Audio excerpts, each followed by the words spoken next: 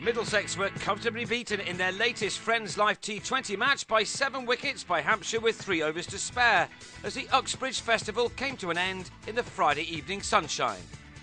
Dominic Cork won the toss and decided to have a bowl first, and Adam Rossington should have been run out first ball at the non-striker's end. He got away with that, and then he and Paul Sterling made a better than steady enough start at the ground where records were smashed in the last T20 match. A decent enough quota of boundaries were coming from the batsman early on.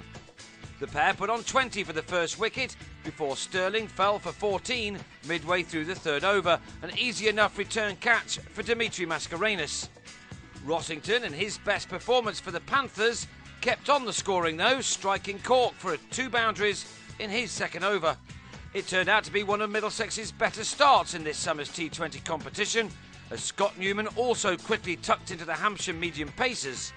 Middlesex had scored 51 for 1 off their 6 power play overs, but moving the field back made no difference as Rossington hit Mascarenhas for the first 6 of the match. Mascarenhas got his revenge though later in the over, as Rossington was bowled for 25 at 61 for 2 in the 7th. Newman followed quickly as Shahid Afridi and Imran Tahir predictably applied the brakes before Newman holed out off Afridi for 24. And Neil Dexter followed in the same over as he was trapped in front for 3.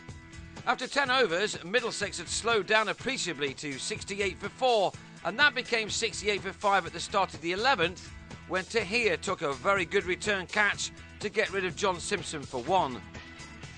4 wickets had fallen for the addition of only 7 runs as the leggies put on the squeeze.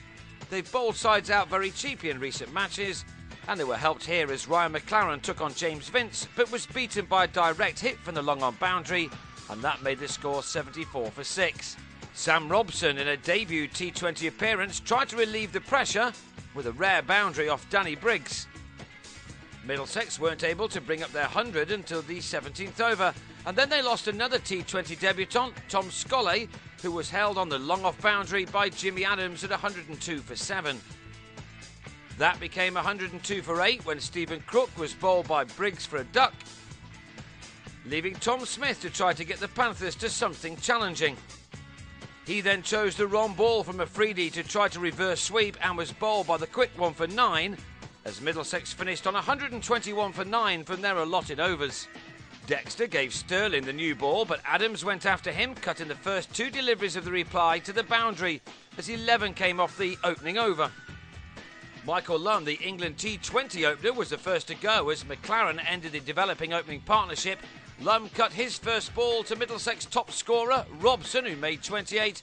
He took the catch in the gully as Lunn went for 12. But Vince kept the scoring going for the moment that he came to the crease, with a couple of rasping shots to bring up the Hampshire 50 in the 6th over. At this stage, comparatively, there was little between the two sides, but then Middlesex didn't have the likes of Afridi and Tahir. Vince was in a hurry to increase his side's lead at the top of the South Group, and he raised the tempo by hitting Smith for a big 6, as Hampshire reached 81 for 1 at the halfway stage of their innings. Now only 41 were required off the last 10, a doddle really, but Vince threw his wicket away with a mistimed pull shot off Crook, which landed safely in the hands of McLaren at mid-on. Vince was out for 39. Neil Mackenzie quickly followed as he pulled Crook to deep backward square to go for 2 at 91 for 3. Adams, though, kept his cool and kept his side ahead of the game. He was batting in a normal fashion to try to take his side over the line.